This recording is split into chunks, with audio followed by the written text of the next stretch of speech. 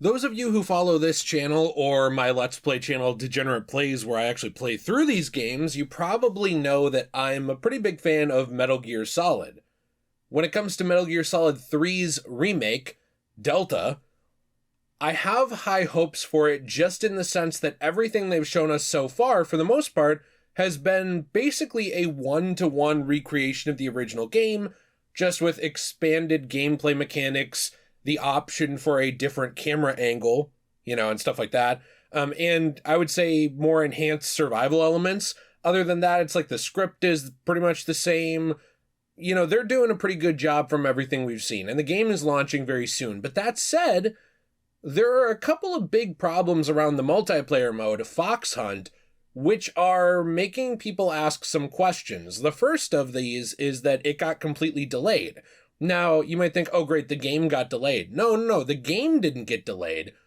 Just the Fox Hunt mode got delayed, just the multiplayer. The game, Metal Gear Solid Delta Snake Eater, is still coming out at the same time as it was before.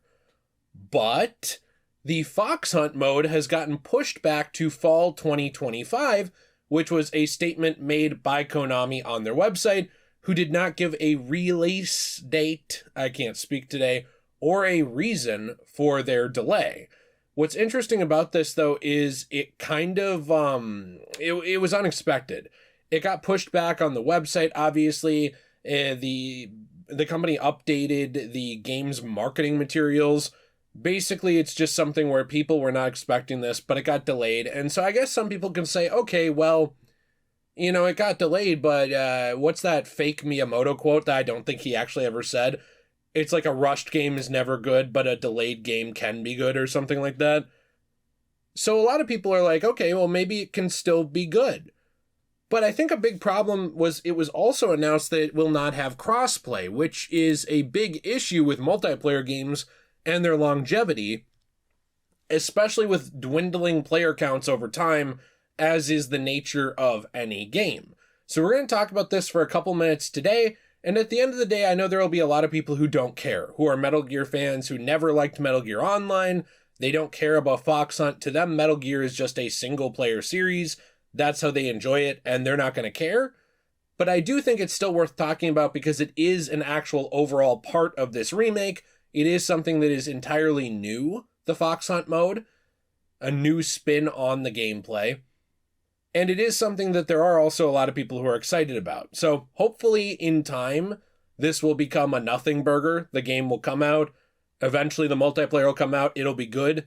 And there won't be a dwindling player count. But I think a lot of people have a hard time believing that. So we're going to take a look at that today for a couple minutes. If you do enjoy this video, you want to support this channel, I do appreciate that very, very much. Channel memberships and Patreon are available where there is access to exclusive videos at different tiers, and I appreciate those of you who have been supporting us that way. And I do have a question of the day for you, which is, in general, what do you want to see from the future of this series after this release? Let's say that Metal Gear Solid Delta comes out and it's great.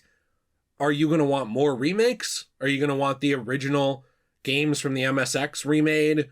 Would you want something else? Would you want another master collection? Or, are you maybe of the camp it's like, well, there's no Kojima, I don't care. Let me know. I'm always interested in that. Now, when it comes down to it, this delay, to me, it sucks. But unless there's some kind of offline mode with bots, it doesn't really matter. And the reason I say that is because for me, I really enjoy buying physical disc-based games. With Metal Gear Solid, I believe that's the version people should buy, and I'll probably try to circle back around before launch to talk about that too. But in general, when it comes to multiplayer, because it is a service-based thing, it is something that requires the internet, and it is something that can be shut down, discontinued, or removed. I don't care if it gets delayed, because it doesn't have to be in the 1.0 build to be preserved, because it's very hard to preserve something like this if it doesn't have bots. So I hope that makes sense. Like the delay, I'm not upset about, because unless it's something like Call of Duty Combat Training, where it's on the disc, and even if it's shut down, you could still play that without internet, not Black Ops 1, but later ones. I don't care, because it's not going to be preserved anyway. It sucks, but that's just the reality of multiplayer gaming and companies running your entertainment. But when it comes down to it with the crossplay, this is something that I think is actually kind of a big deal, because there are many games that have launched without crossplay recently. Even Kotaku, a broken clock is right twice a day, is how I view that website. Even they actually pointed this out, saying things like Elden Ring Night Ring doesn't have crossplay, Rematch launched without it, and it's 2025, so why isn't this just an industry standard? Now you might wonder, okay, well, why does crossplay matter? Well, crossplay matters because if I am on Xbox Series consoles, let's just throw that out there, or I'm on PlayStation, if I only have the ability to play with other people on that console, that is going to lead to a diminished player base quicker, because over time, every game loses players. This is just a factual reality of multiplayer games. But they can go through resurgences as well. There are games that have bounced back or come back or gone viral again. It's not a for sure thing, but a pretty big standard in the gaming industry is as games get older, fewer people are willing to play them, and especially multiplayer games, because they will never have infinite content, so even the hardcore people, over time, will lose interest. You can actually see this even on the PS4, right now, trying to play Metal Gear Online 3 on MGS 5.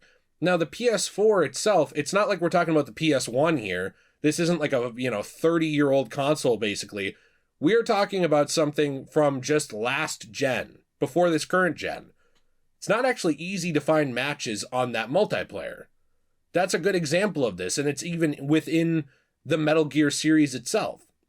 So let's say Fox Hunt comes out, and it is one of the best multiplayer experiences ever created of all time. I'm just throwing it out there, making it up. And let's say it does not have some preservation to it, like it doesn't have the ability to use offline bots and play around, because for some reason this is also not an industry standard, even though there were games doing it generations ago. I can think back to 007 James Bond games back on the GameCube and PlayStation 2 era that did this. But I digress. Let's say it doesn't have that. Well, then what it does have on it is a time limit. What it does have on it is a lifespan. And that lifespan is dependent upon two things. One, that servers are kept online and that the game is playable. And two, that there are players who are actually interested in playing the game. I, as someone who is a media preservationist, do believe that media should actually go on after it expires. I believe in movements like the Stop Killing Games movement and a lot of movements like that advocate against a game just dying. But unfortunately, something you can't do is force people to be interested indefinitely in a game. That's just not possible, right?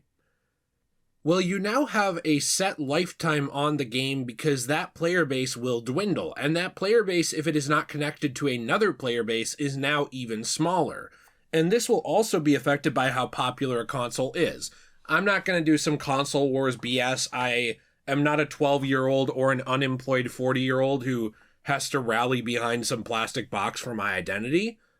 But let's say, for example, that the PlayStation 5, in this hypothetical scenario that I don't think is true, sold only a third of the amount of units as the Xbox Series consoles. Just throw it out there. Well, that would mean that if you were buying this game for the same price on PS5, you now have a third of the likely lifetime of that multiplayer game, because you're only going to have a third as big of a potential player base. Now, there's going to be numbers here that skew, like maybe the one sells way more, but more people on that console buy the game or don't buy the game. I get that. It's a hypothetical. But I'm just saying, if one console had 2/3 the size player base as another one, or 1/3 size the player base, whatever, or one console started with 1 million players on Fox Hunt and one started with 100,000, isn't it better for both consoles to have access to 1,100,000 players all together in that pool so that it takes longer for the game to die? Hypothetically, isn't that a better thing? I mean, I think that's always a better thing.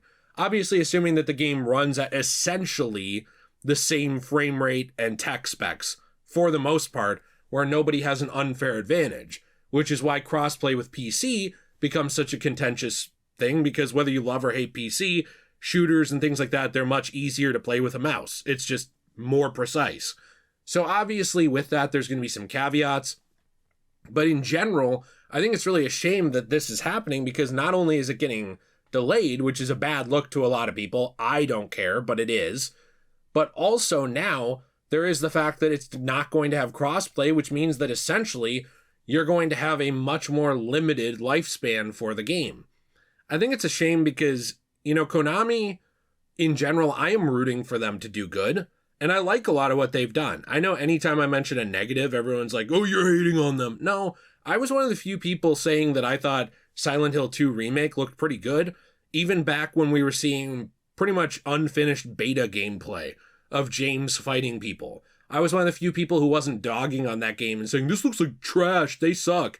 I was one of the few people when Konami was talking about coming back to gaming that was actually excited for it and hopeful that they would take it seriously and do it right, and wasn't hating on them outright and just saying, oh, fuck them, they're the pachinko company who screwed Kojima. You know, I was one of the people who was open to that, and I still am. I still want the company to do good. I still want them to make good art. I want them to be successful financially from that good art, because it just reinforces making even better art in the future. And I want the developers who are passionately working on this stuff to be recognized and for them to create a good game.